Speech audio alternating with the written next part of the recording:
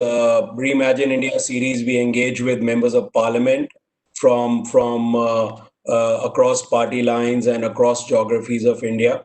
Today, we are honored to have Shri Gaurav Gogoi, honorable member of parliament and an enigmatic young leader who's been kind supporter of FICCI Forum of Parliament initiatives in the past also.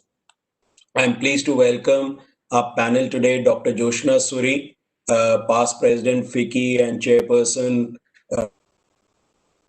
and Mr. Neotia, again past president FICCI and chairperson Ambuja Neotia Group.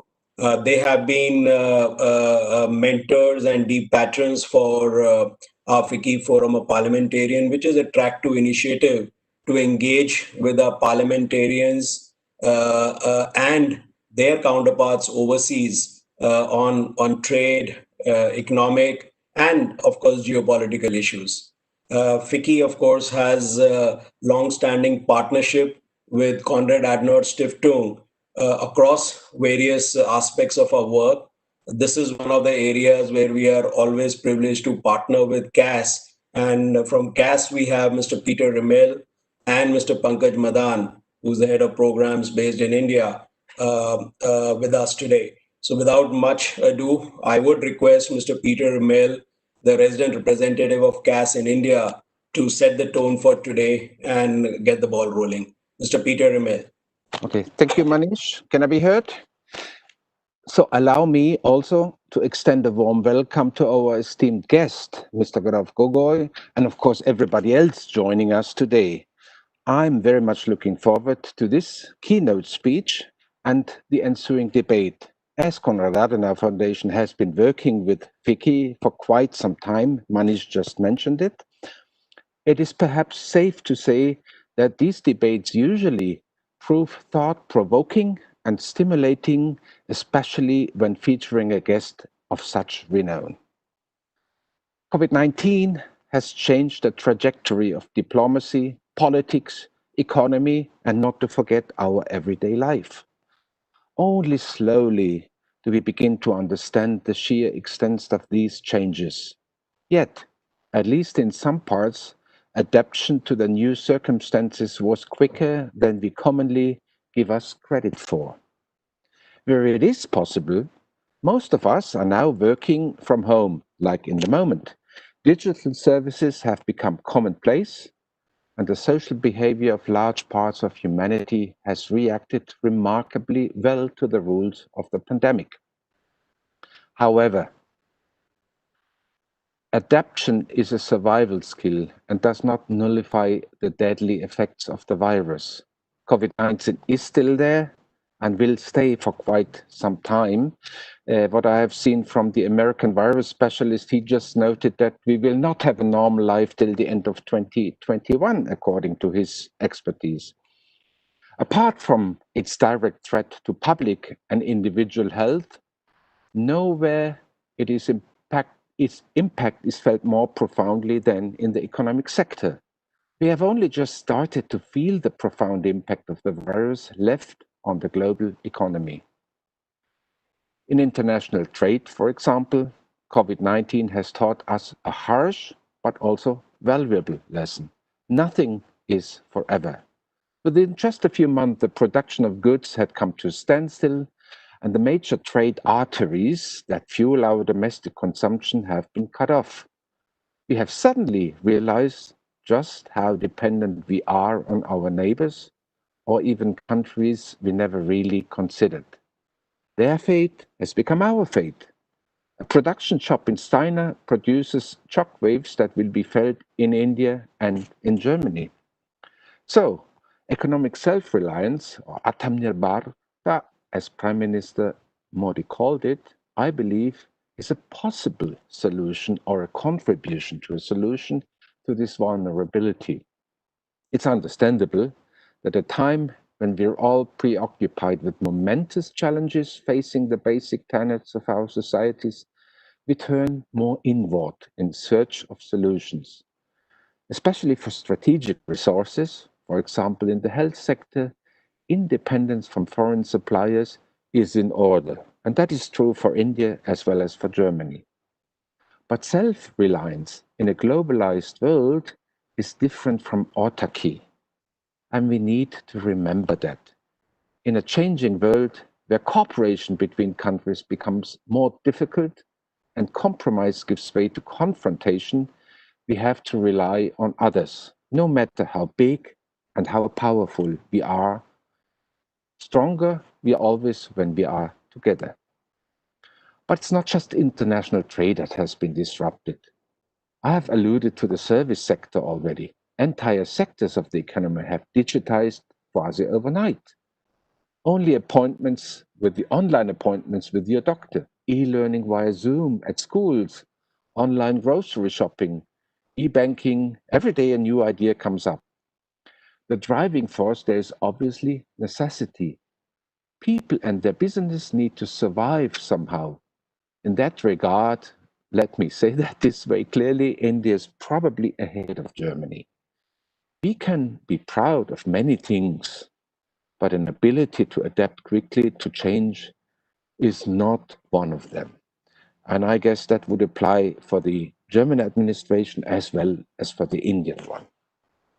But even those mindsets had to accept the new normal that was thrust upon us in March. Most gastronomy has switched to takeout service with the added bonus that this has created some valuable competition in a rather monotonous market. The opposite is unfortunately true for retail. I've already mentioned like Amazon, Alibaba, their stronghold on the online market is unfortunately such that it is extremely difficult for smaller businesses to break through. At least that's the case for Germany. So this change is challenging for consumers, but it is even more challenging for small enterprises. Overnight, entire business models had to change wholesale to survive in an economy under duress. For some, this changed market provided an opportunity to finally break out of a mold and to chart ingenious new courses. But for others, and we know that, and lots of them are members of FICCI, it provided nothing but difficulty and hardship. So let me return to the theme of economic self-reliance in here. What is true for the nation state is equally true for the individual. We're stronger together and vulnerable alone. Entrepreneurial zeal and survival skills need to be commended, but they cannot be expected from everyone. The economic model of the post-COVID-19 future, and whenever that future may be, must take these differences and the difficulty of disruptive change into account. A crisis such as ours can all too easily become an exercise in Darwinism, survival of the fittest. We should not let that happen. People are social beings, so a social approach is much more difficult to finance and to legitimize under the pressure of a crisis. But in the long run, we all benefit from it. With that, I'd like to close my opening remarks and look forward to today's keynote speech. Thank you very much. Back to you, Manish. Thank you, Peter. Thanks for always setting the tone very elegantly all the time. I request Dr. Joshna Suri to introduce Shri Gogoi and share her remarks. Thank you. Shri Gaurav Gogoi, Mr. Harshvardhan Neotia, Peter Remel, all participants of the webinar, Namaskar, and a very warm welcome to the Reimagine India series. This bipartisan forum hosts leaders across party lines with the intent for them to share their ideas for India's greater glory. For those who may not be aware, I want to give a little background about about the Forum of Parliamentarians, which was initiated by FICCI in the year 2000, and it was done as a track two platform for MPs to discuss important issues of national and global relevance. It went into a hiatus, and I am really pleased to share that during my presidency in 2015, I resurrected this forum to be a voice for parliamentarians in the world's largest democracy. Shri Bhupender Yadav ji, who's a member of Rajya Sabha, and the National General Secretary of BJP, is the chair of the forum, and Harsh Neotia is my extremely capable co-chair.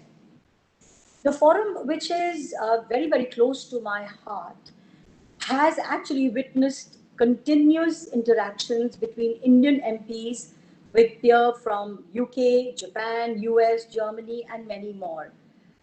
In the current situation of the global pandemic, we have adapted to the virtual connect. And today's discussion is a part of a series of exclusive virtual conversations with members of parliament. Previous speakers have been Sri Bhupendra Yadav himself, Dr. Shashi Tharoor, Mr. Derek O'Brien, and Srimati Poonam Mahajan. So with great pleasure, I introduce our key speaker for today, Sri Gaurav Gogoi, Honorable Member of Parliament from the state of Assam. He is a two-time Member of Parliament and Deputy Party Whip of the Indian National Congress Party in the Lok Sabha.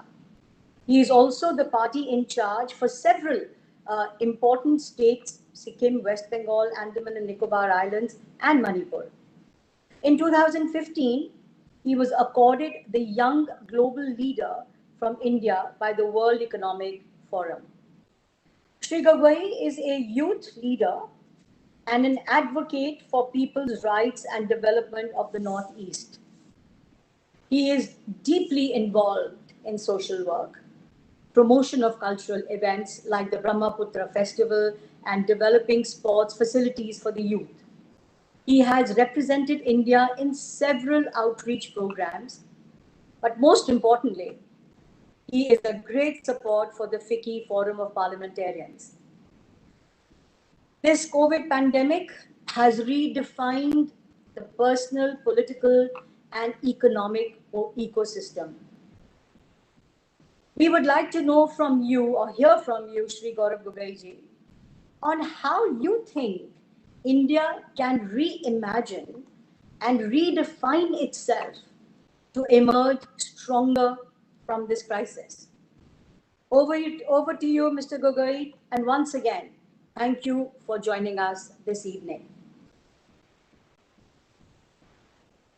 Thank you, Dr. Suri, for that very warm introduction. Very warm welcome to Dr. Neotia, Peter. Very good to see Manish and Dilip as well.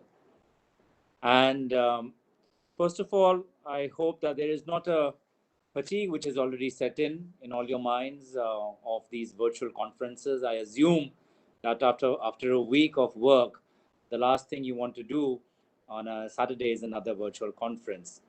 Nonetheless, the idea of reimagining India is exciting, and one that I'm sure all of you are already charting in your respective fields, in your respective sectors as well.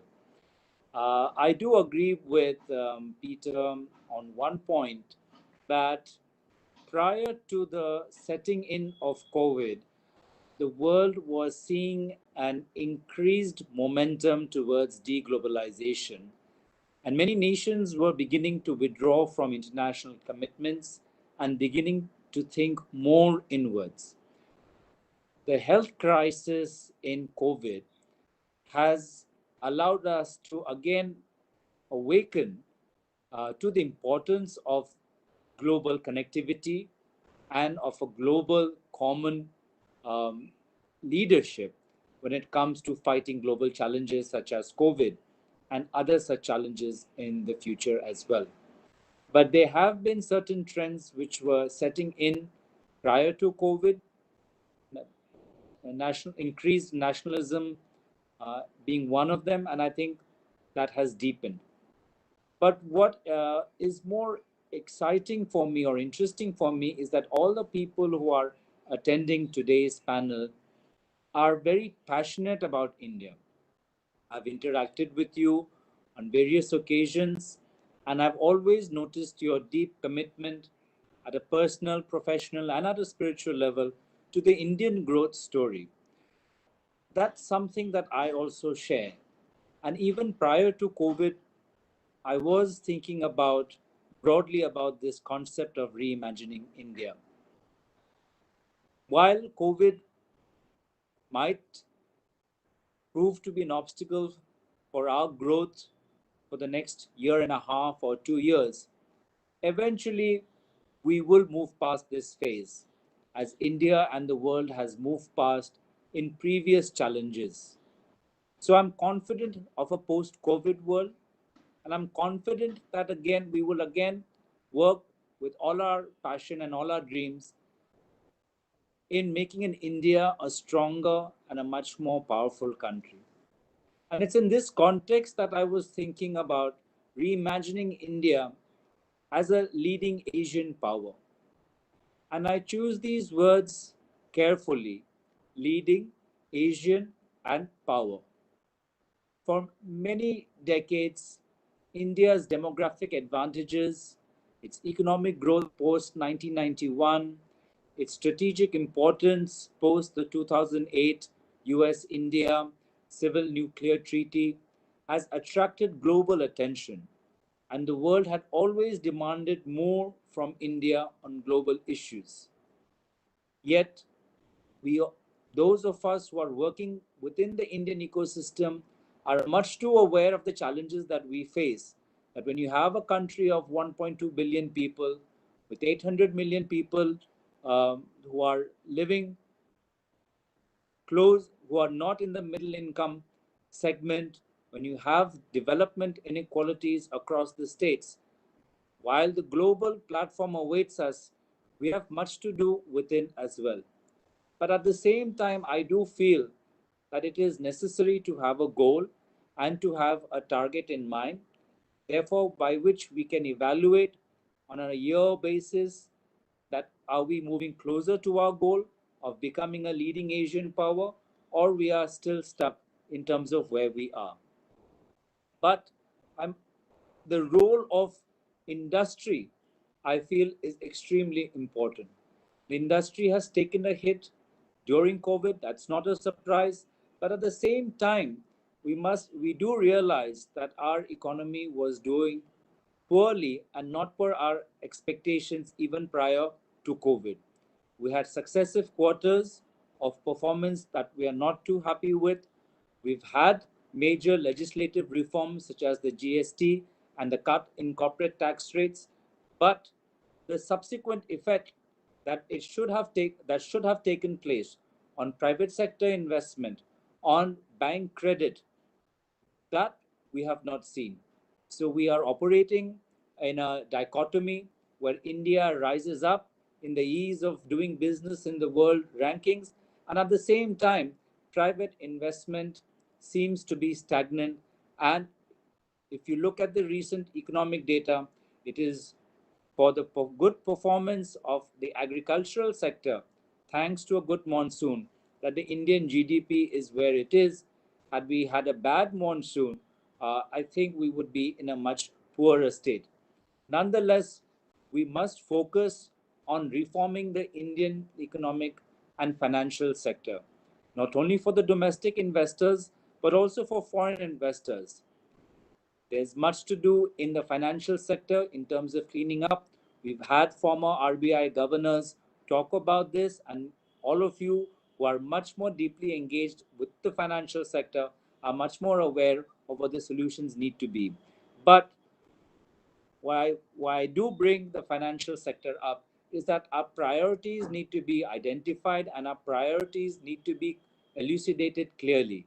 I don't feel as if there is any merit in pretending as if there is no problem or as if we are back to seeing very good days or seeing double digit growth. We are in a difficult position, and we should realize that the financial sector is one of the areas where we have to work in. Being working with and speaking to a lot of industrialists and entrepreneurs in the Northeast, I also realized the challenges that we face in a complex regulatory framework. The different licenses, the amount of difficulty it takes, whether to set up a business or to expand a business. So, therefore, I think there's a lot to do when it comes to working with new domestic as well as larger entrepreneurs when it comes to expanding their business. At the same time, Well, I do feel that the summits that we have been doing, the Investment India summits and similar business summits that various state governments are beginning to do over the last few decades, we must look at state governments from a very different point of view. I'm glad that the GST Council has shown that chief ministers belonging to different political parties can sit together along with the ruling dispensation, along with the central government, to have a common tax platform. Surely we can reimagine uh, a common chief ministers forum or a common leadership council when it comes to improving, uh, bringing in the necessary reforms within every state so as to ease the investment. Therefore, the necessary to focus on state governments to improve the capacity of state officers, and also we must allow state government the freedom to pursue both domestic as well as foreign investment. I don't see at this stage why a state like Tamil Nadu or a state like Karnataka or a state like Maharashtra cannot have its own trade council representative in the Indian High Commission to the UK or to in the Indian Embassy in the US. Surely some of our states which are have traditionally seen a lot of interest both from the private sector, domestic and international, should be given the freedom to pursue those investments through a much more organized manner. Often, in my experience, I find that it is has been largely on the back of chief ministers who have gone outside, who have pursued, who have met global investors and have come back. But it remains at a very personal level. It remains at the level of the chief minister. And once you've had the meeting with the chief minister, in order to get the work done, in order to get the files moving or the permissions, there is still a lot of work to be done. So I think it is very necessary as a step of reimagining India is to give states more freedom, more autonomy. Even think of ideas such as having the states open up their own trade council representatives or office in Indian embassies and high commissions abroad. At the same time, looking back within, one of the key metrics that when it comes to industry is the number of jobs that are being created.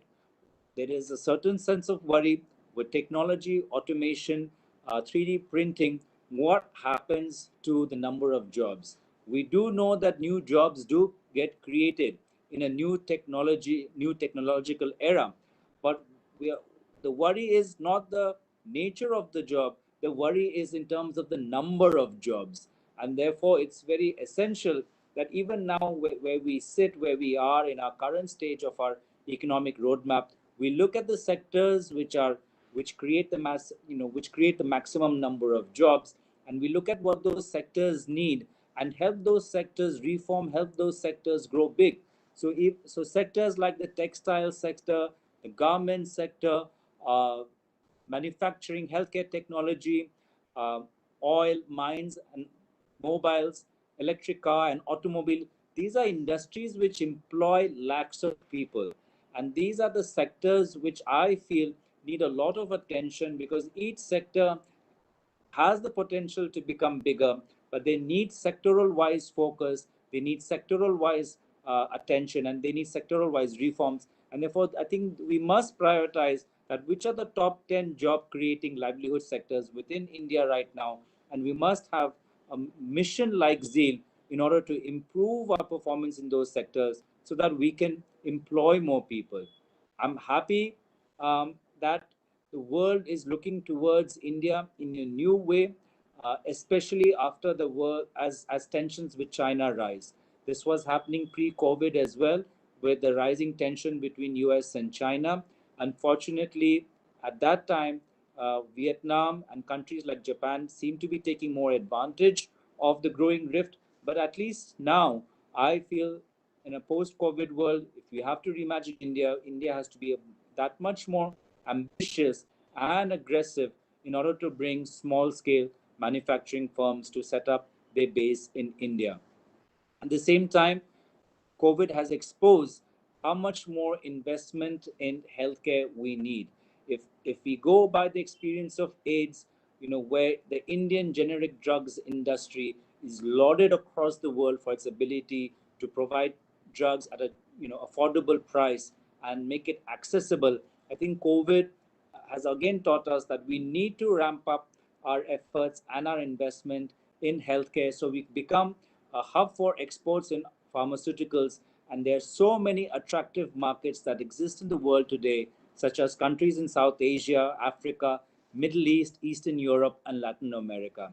So we must, when we talk about focusing on investment, focusing on startups, it is not only in the technological IT or artificial intelligence, but I feel it's necessary to to help startups and MSMEs in the pharmaceutical space and the generic medicine space as well. And there's again a lot of work to be done when it comes to helping these firms with making simple things like registration, recognition, and access to funding much more easier. So here are the sectors which are important. Here are various wheels in the governance mechanism, such as the state government, that needs to be thought about. At the same time, we have to look at the world as well, and look at how we engage our diplomatic efforts in order to push forward India's national interests and economic interests as well. And in my personal opinion, what I have found over the last couple of years is that India's diplomatic attention has been, or in terms of our capacity over the last many years, has been cornered by the major global powers, especially the US. But I feel that we need to understand that the world is a much larger place, and we have to look at other countries as well from a diplomatic point of view in order to promote our own economic and strategic interest. And therefore, I feel Europe is a is a region where Indian diplomacy has not done enough. And especially within Europe, there are four countries that I like to prioritize, which is Germany, France, Netherlands, Belgium. Um, uh, Sorry, there are five countries: Germany, France, Netherlands, Belgium, and Austria. Because with all these five countries, there is technology, there's potential of defense relationships, there's the potential of cybersecurity, there's the potential on maritime cooperation and energy as well. So with Germany, France, especially these two countries, I feel are much more important nations when it comes to, you know, fulfilling our ambitions in the technological space and the manufacturing space. We've already seen how France is emerging to be a key partner in our defense industry, and I think that would already continue. But while we focus on Europe, while we continue our relationship with the US, we have to look at our neighborhood as well. And here is where we need to do much more. I come from the Northeast, in which Assam is the biggest state compared to the six other states. And I know how smaller states feel when there is one big state which is a neighbor to them. Then the big state is often looked upon as a big brother and someone who superimposes their will, someone who overwhelms the interests of the smaller states. And often, when I speak to my counterparts in our neighbors, such as Bangladesh, Sri Lanka, Nepal, Bhutan, often India is looked upon as the big brother. But sometimes the big brother uh, can be taken in a positive connotation, and sometimes it can be taken in a slight negative connotation. So the statements that have come from our neighbors post CAA, Citizenship Amendment Act, and the NRC from Bangladesh, who is a key ally, should be given more importance. We should focus a lot more in building diplomatic efforts and the personal outreach with the heads of states, with countries like Sri Lanka, Bhutan, Nepal, Myanmar, Afghanistan as well.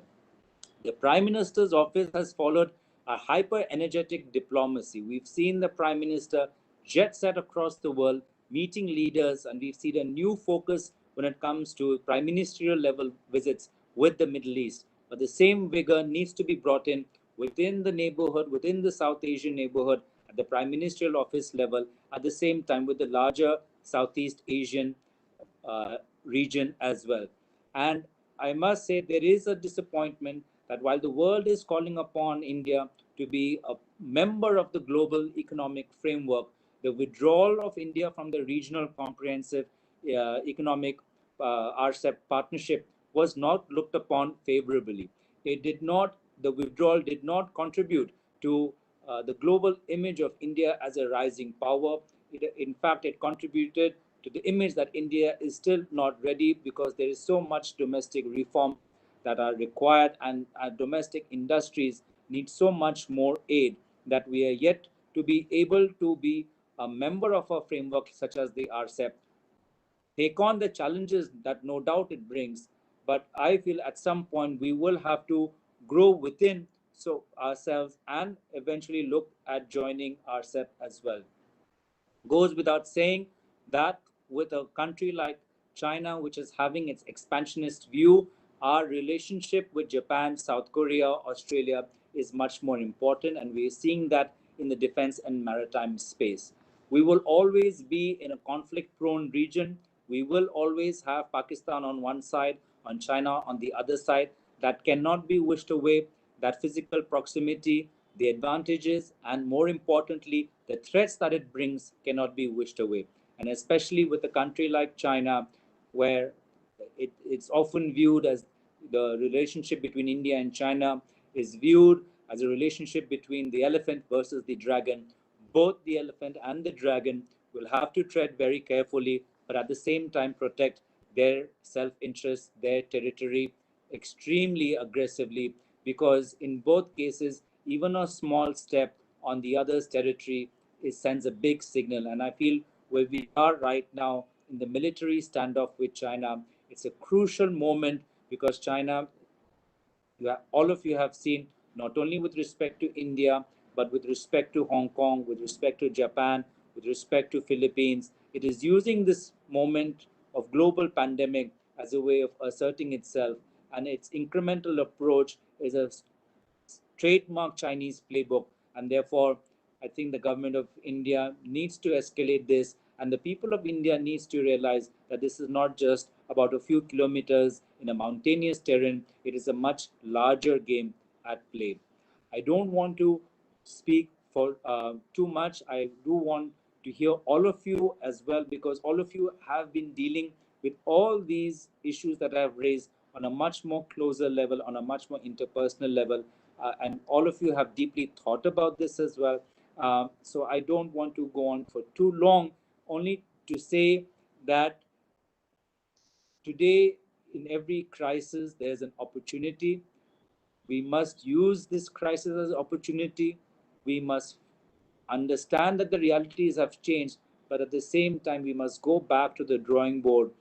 I do feel that this government, with its huge political mandate, with its huge popularity, could have done much more in the last 6 years, which would have, in today's time, acted as an insurance against the economic impact of COVID, which in today's time would have acted as a buffer uh, against the negative impact of COVID.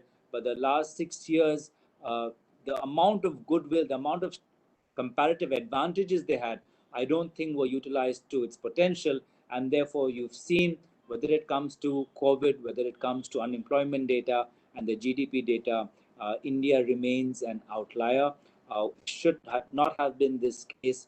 And therefore, I do only hope that all of us collectively go back to the drawing board, because together we all have a common aim of India being a global power, India being an Asian power in terms of our the way we think about power is a very Asian framework. It's not in the Western framework. We think about power in a very Asian and especially in a very deeply Indian manner. But nonetheless, power is what India has to strive for, whether it's, and therefore focusing on economy, focusing on the capacity of our governance and the ability of governments to deliver both at the central and the state, and the ability to engage with countries both within Asia but outside Asia, within Europe and other continents. I think these are very critical pieces, and industry plays a very strong role. Industries which are innovative, in the technology, healthcare space, but also industries which employ and creates thousands of jobs, such as textiles, garments, oils, mines, and other commodities. So with that, I would like to end with words of gratitude for giving me this opportunity to share some of the thoughts. As Dr. Suri rightly said, that often as we parliamentarians would like to share our thoughts in such a forum, but neither the parliament nor the election going states allow us to share these thoughts in the manner that we want to. So I'm grateful that such a forum of parliamentarians exists, where all of our parliamentarians, where we've worked together in standing committees, we've gone outside on foreign delegations as well. This is a forum which allows us to put our collective intellectual power, brain power together. Thank you very much, and I hope that all of you stay safe. So, thank you. Gaurav, this is Harsh Niotia. Warm welcome to you from my behalf. A very warm welcome to Mr. Peter Remel, Mr. Pankaj Madan, Dr. Suri, Dilip, and Team Fiki. Thank you very much. So I will ask a few questions, Gaurav, if you permit, and then I will hand over to Dilip because there might be some questions coming into our chat box. So he'll take it up from there. First of all, congratulations on being nominated as the Deputy Chief Whip. Uh, I don't know what it exactly means. Whip for us is usually a lashing that you get in college when you are a naughty boy. Well, So it's a are you? deputy leader now. So I was a deputy whip earlier, Oh, but in the okay. recent last week's change, it's a deputy leader of the party in Lok Sabha now. So on So a lighter note, you don't have to. I don't have the privilege of whipping anyone. Oh, so that's wonderful. So congratulations on being the deputy leader. Uh, I would start with the first question that your state, the Assam, is going in for elections early next year.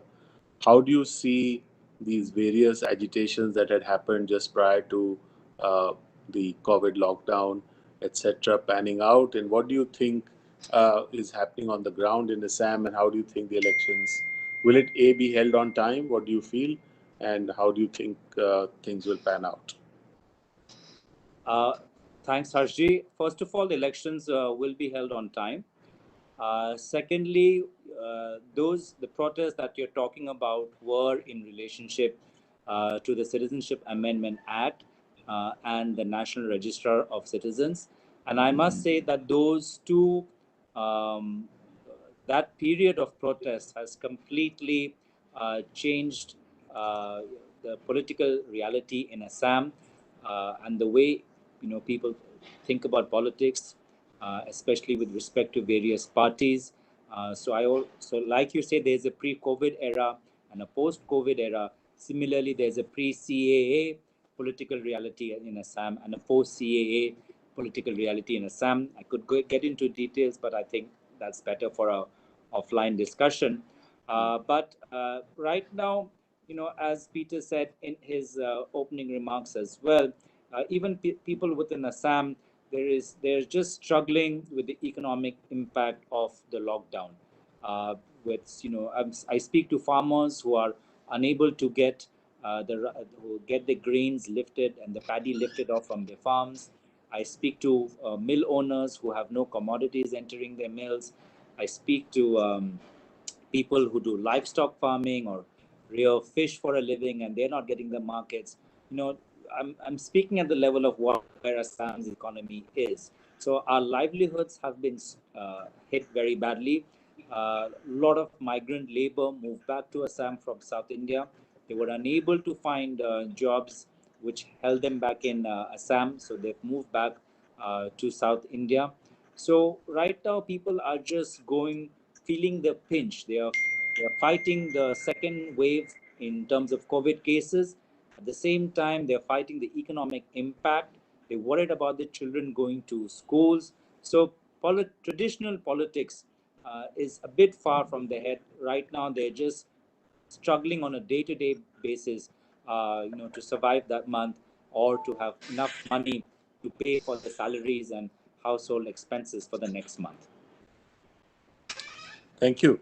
Another question, when we see these COVID graph rising all across India, one of the things one has noticed that Assam has been able to somewhat not get into the more sort of tricky areas and be somewhat better able to manage the situation. Can you tell us why it has been so, or is there anything special that Assam did to see that the COVID graph has not been as bad as in many other states and most of the states of India? Thanks, Sash. Again, not so good news to share here. The fact is that from March till August, Assam was doing quite well compared to other states. And I can say that both from my personal anecdotal experiences as well as what the data says. But I think from August onwards, Assam has joined the other states like Andhra Pradesh, Karnataka, Tamil Nadu, and on a daily basis, we have close to 2,300 new cases, while the rest of the states in Northeast India are still in a much safer space. But Assam has joined the category, you could almost say the yellow category of states, where the numbers are not as high as Maharashtra or as Tamil Nadu, but on a daily basis, the trend is worrying. We've had the government say in the past that they had hoped that by 15th August or by August, the cases would go down. The government only recently has revised the figures and say that it's likely to get worse for the next 3 months. Okay, taking this forward, the parliament is to open in a few days, and this is going to be a very, very unprecedented parliament with all sorts of restrictions. Uh, how do you see? I mean, obviously, as a deputy leader, you would have got some knowledge as to how parliament will be conducted. We are reading that question hour and zero hour, etc., have been curtailed, and therefore opposition voice is to somewhat not going to be much heard. And also, it is a short parliament with limited hours because I think you're sharing the central hall. So, looking at all of this, how do you see the legislative process in the monsoon session going forward? Thank you, Harsh. As you know, the parliament, especially the monsoon session, normally takes place in the third week of July and goes on to August. So, first of all, this is a delayed session. At the same time, many countries across the world held their parliament sessions on time, had their standing committee meetings, whether in person or through virtual. So, India, while we claim to be the largest democracy in the world, while we claim to be a shining example of democracy, I personally felt that we didn't do the right thing by pushing our parliament session. And like the other countries, we should have found a way, like the way that we've done now, these methods that we've put in for a safe discussion of bills in the upcoming parliament session. These same methods could have been brought in the July era as well. And by not having standing committee for a long time, I think just again shows, just raises important questions that, you had chief ministerial level virtual meetings on GST, on handling COVID, but standing committee meetings were not meeting virtually. You know, that's another troubling question. So a delayed parliament question, uh, a delayed parliament session, and then you're having these standing committees which are also delayed. They are working now, but they were again delayed. And then when you finally have the parliament session, you are extending the parliament to work on Saturdays and Sundays, but at the same time you're curbing fundamental things like question hour. Now, what is the role of the legislator? It is to question the executive, and especially at a time where we're facing an economic crisis, a health crisis, a national security crisis, where people are suffering in our states. So the very idea of doing away with question hour, I thought, was outrageous. Our party raised this issue. So while we've not got the question hour in its original concept of having a verbal question and a verbal, spontaneous reply from the minister. What we at least have got is that we are written our questions to the government, and the government will be submitting their answers. Even 0 hour, which is the space for individual MPs to raise matters of importance in their constituency, that was initially taken away. But again, after our party persisting, we managed to have, if not a 30-minute 0 hour instead of the 60-minute 0 hour. So I think these are all worrying signs that the COVID pandemic and the COVID health crisis is being used by various governments to only strengthen the executive at the cost of weakening the legislative. One more thing that we noticed, and we all saw the plight of the migrants just when the lockdown was announced. So going forward now, that was unfortunate, and that we did have to see those sites. But going forward, what do you think as a nation? Should we have some kind of a social security for workers? What should we actually be a long-term strategy for India from an economic standpoint, particularly for the poor and the unorganized sector, which seem to have been very badly impacted and still continue to be badly impacted? Thanks, Harsh. What I see is, during the COVID response, a huge, glaring inequality in the way, how governments responded in rural India and how governments responded in urban India. In rural India, we had our social welfare mechanisms, the public distribution system, which kicked in immediately, and the rations and necessary food rations flowed to the people at the time. We also had a governance structure in terms of our Panchayati Raj system, which really acted at the village council level as as representatives of the people and helped those people in need and help the local administration both in terms of quarantine norms as well as identifying those who are needy and giving them the necessary support system. And even now, through the MGNREGA and through the development funds that village council receives, many people in rural India are getting involved in part-term livelihood opportunities. The same cannot be said that of urban India. We've had pockets of people who are not getting the necessary food. I had to help many such people with access to food rations. All the people that I've helped, all the calls of distress I've got are all from people living in different parts of urban India. So while we talk about urbanization, this experience has just shown the glaring hole that exists when it comes to distributing social welfare to urban poor, urban migrant poor, and that has been and that shows that what we need is similar to the panchayat system. We need a much more bottom down, decentralized governance system in urban India as well. Somehow, even though we have ward commissioners and municipality commissioners, I think a lot of people, especially the migrant labor, were falling through the cracks. And I think that's something to focus on in the future. Thank you, Gaurav. That's all from me. So over to Dilip in case you have any questions. No, thank you. I think there's a question from Ms. Naina Lal Kidwai. She has a hand up. And next, I think Peter has a question. And Chetan, can you make Pranav Joshi wants to ask a question? Can you make him a participant so he can ask the question directly? So first, Naina, please. Thank you, Dilip, and always such a delight to hear you, Gauravji. So articulate and the vast canvas that you've painted, and actually with a very balanced approach. So thank you for leaving us with rays of hope as well. I wanted to really ask you to comment on the issues around climate change, pollution, and wildlife, all three areas of which you have been very prominent in, whether it's dharnas in parliament or tabling issues on these fronts.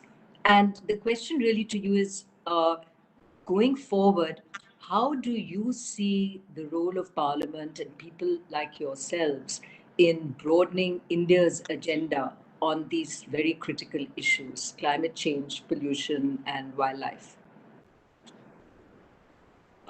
Thank you, Nenaji. Likewise, always good to see you. I hope everyone in the family is doing well. Very well. Rashid's listening in, actually. There's no way he's going to miss an opportunity to hear you. Please convey my regards to him as well. Yeah. So let me give you the easier answer first. Do I see the role of Parliament in what do I see the role of Parliament in issues of climate change and uh, let's say the ecology? My experience, Nenaji, is that the role of legislator, the Parliament, and legislation over the past many decades from various governments has come down considerably. At the same time, environment, climate change, and ecology are issues of importance to both the central and the national government. But in contrast to Europe, where a lot of transformation happens through legislation, or in the US, where a lot of changes and impact is created by legislation, that is not the case in India when it comes to environment. It is not legislation that is pushing our work. Most of our legislation have been signed in the 80s and are still in operation now. So the Environmental Protection Act is from the 80s. The Air Act and the Water Act, which are the two basic acts in environment and in environment protection, are from the 80s and therefore are outdated. But at the same time, you also know that we've been pushing a lot of work through the solar mission. We've been pushing a lot of work through the automobile industry towards, focusing towards the electric car industry. So I think when it comes to environment and ecology, it is about the executive pushing forward the schemes and the programs, and making and incentivizing the industry to be towards a much more greener and economic, ecologically sensitive India. Even in clean air, there is no new legislation. I've been asking for a new legislation for clean air, but there's still a program, an executive program called the National Clean Air Program that the government of India has introduced, and is not thinking so much about reforming our legislation, which is completely different from my experience, the American and the European way. To the first question, which is the much more philosophical question, is what do we do with the environment and the climate crisis that we face in? And I must say, in India and in countries like India, where there's so many people living in poverty, environment cannot be delinked from livelihood. The way in COVID we have said that health, it cannot be a health versus livelihood option. This is the same framework and the same approach when it comes to environment. For the sake of environment, we cannot cut jobs. At the same time, we cannot think about jobs uh, without while ignoring the environment. So they have to both go hand in hand, and therefore we have to look at a lot of traditional industries and think about new economic models, so that the reality in which we live in, which is people need access to technology, people in states needs access to credit, people need in rural India needs access to markets, and how technology can be a great leveler, is what I think is required. So a new economic way of thinking, in which we bring livelihoods and the environment together. So it's not a either or us versus them. It's taking both taking both along. I think thank you for that. And I suppose when one looks at wildlife and forest conservation, exactly what you say, engagement of communities in the activities around where they live, when they live around forests, is something that Assam has done very well. And I hope can be replicated elsewhere. But thank you for that response, Gaurav. We need people like you to be our environment minister, which I hope happens in due course. So please keep fighting for these causes. Thank you. I hope Vicky would still invite me if I become an environment. Oh no, industry is a big friend of things to do with the environment. In fact, industry embraces the right causes of environment. So no, we're not on opposite sides. But I must say, just to, because I do get this opportunity, I would, through this forum, would invite people from the industry to be champions of clean air and the need for clean air. I think we're hearing a lot of voices from academia. We're hearing a lot of voices from the health sector in terms of the negative impacts of the polluted air that many, not just Delhi, Bombay, but many of our children and families are being exposed to in cities and towns across India. The National Clean Air Program compiles a list of 100 cities and towns which is vulnerable to air pollution. So the role of industries, both the big and the small, is important. And I do understand that industries sometimes need help as well in order to adapt to a much more environment-friendly solution. But I think it's necessary for these kind of conversations to happen more. Peter, would you like to go next with your question? Peter? Yes, then I go ahead. Thanks, Dilip. Well, I could not agree more with you, Gaurav, on the position that India should be more ambitious, maybe even more aggressive of supporting more business, startups and what on. So I noticed the political will is there, but that's only one side. It may not be enough. At the same time, you mentioned how difficult it is to start a new enterprise, to get the necessary permits and so on and so on. So that seems to be contradictions to me. The question is, does it have to be that difficult? What could be done that on the implementation level, the results are coming up of having more SMEs and more companies starting? If it's so difficult for Indians, how much more difficult is it for foreign investors, what you mentioned you want to have? So that's one question. The other thing I'd like to mention, you said the diplomacy should make more efforts on having business and investment on its platform. Let me just mention that in the case of Germany, it's happening. Next week on Wednesday will be the 5th Indo-German Business Dialogue organized by the Indian Embassy in Germany, together with Mr. Mark Hauptmann, a German member of parliament. And that one, Mrs. Reddy, the current president of ficci, will be one of the panelists on that thing. Our foundation is also supporting it with a side event. So that is happening, what you mentioned there. But back to my question. Thank you. Thanks, Peter. So there are two parts to your question. The first part, I must say, there has been a change in India when it comes to approaching, when it comes to the way we view business. You must understand that in the traditional Indian history, business and the business community was not looked upon favorably by the Indian society.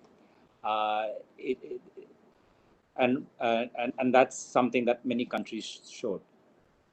Over the past many decades, at society, people have accepted business as a very important part of the economic story. While people have accepted business for many decades, political parties and the political approach towards business was again viewed with a very negative mindset, with a view of command and control, especially through licenses and permits.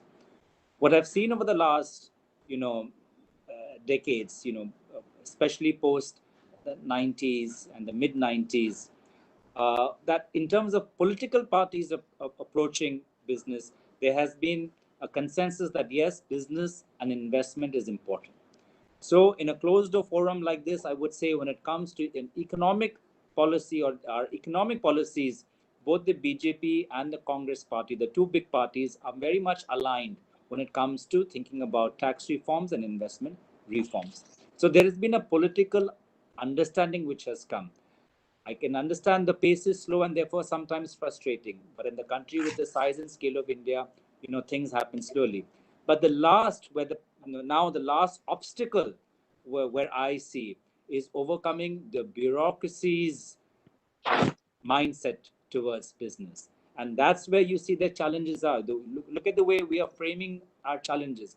We are not framing the challenges in terms of a political party having an opposition to business. We're not framing the challenges in terms of a political party stopping the investment or having an anti-foreign investment approach. We're talking about the rules and laws which have been set up over over decades, and the way our bureaucracy is structured across multiple departments and therefore the different permits. So I think this is the last crack that we need, not only for business but also promoting,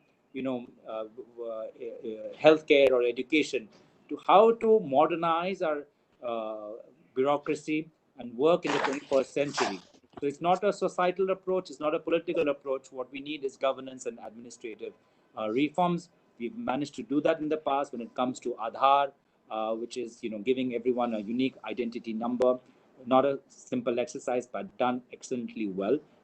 And more needs to be done. When it comes to the second case, I'm quite happy that there is a summit that is taking place.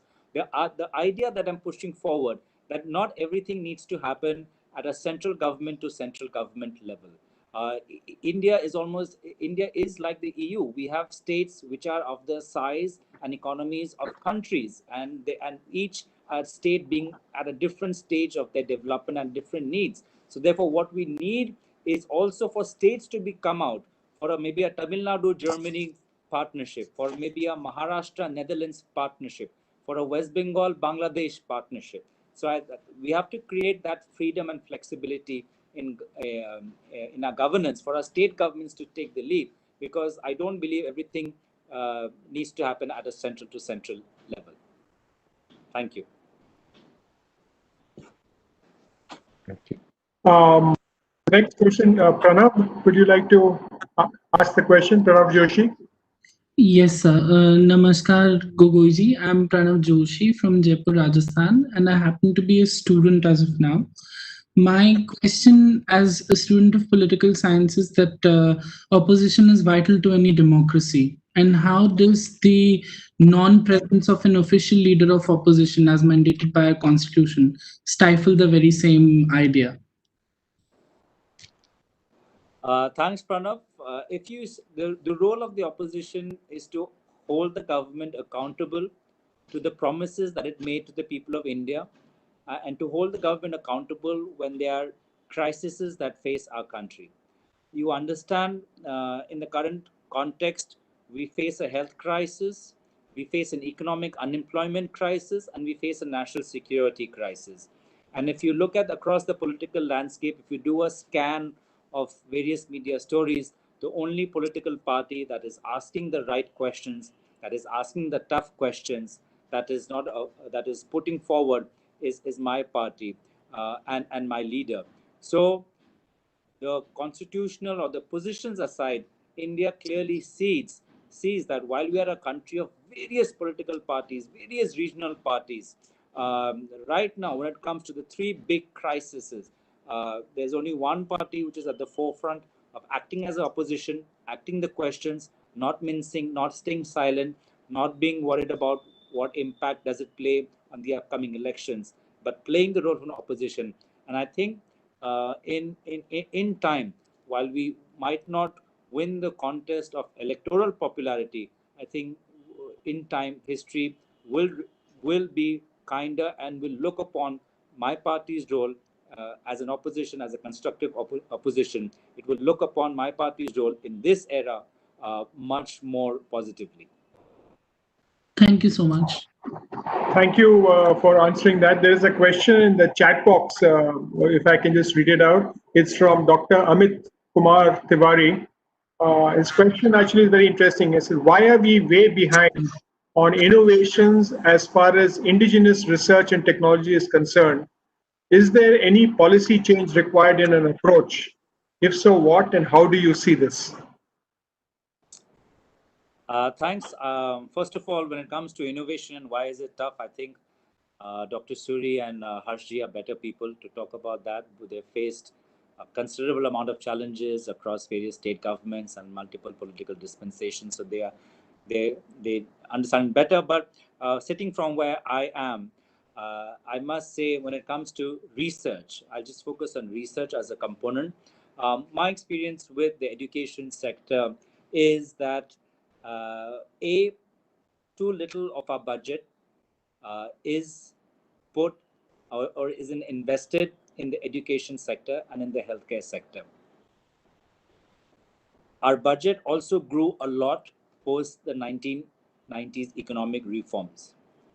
And we got a lot of funding for the healthcare and the education sector, actually in the late 90s, early 2000 onwards. What we saw as an approach of the government at that time in the last decade or 2 decades before is that it was not good education and good healthcare was not accessible to everyone. People would have to walk for miles. People would have to move to different cities or towns in want of better education, better healthcare, because simply the infrastructure was not there. So most of the time in the 2000 decade and the years following 2000 was spent in creating the infrastructure. So you got more schools, you have bigger schools, wider schools, more hospitals, more primary healthcare centers. So the infrastructure itself was built in the rural India in that era, and that was only possible because we had the economic growth to kind of finance that push in rural India through our healthcare and our education. Now that we've created the necessary infrastructure, we are focusing on the softer side, which is the quality of education, on the quality of healthcare. So looking at doctors, looking at on research, and here is I feel that whether many governments, both at the national and central, state level, are realizing that research is a very critical piece, and therefore are beginning to put money behind it.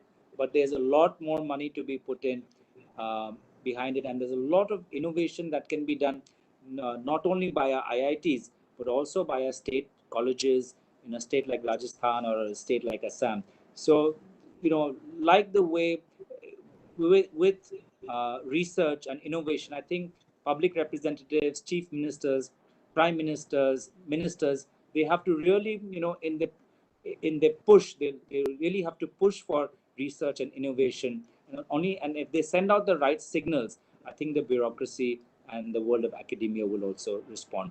Of course, at the end of all of this is the necessary budget, is the necessary finance, and therefore the necessity of having a strong economic growth plan.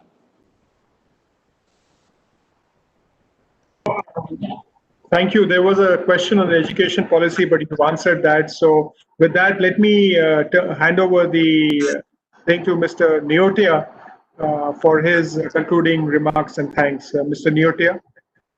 Well, just to say thank you, Gaurav. Thank you very much for a wide swath of issues that you covered today very comprehensively.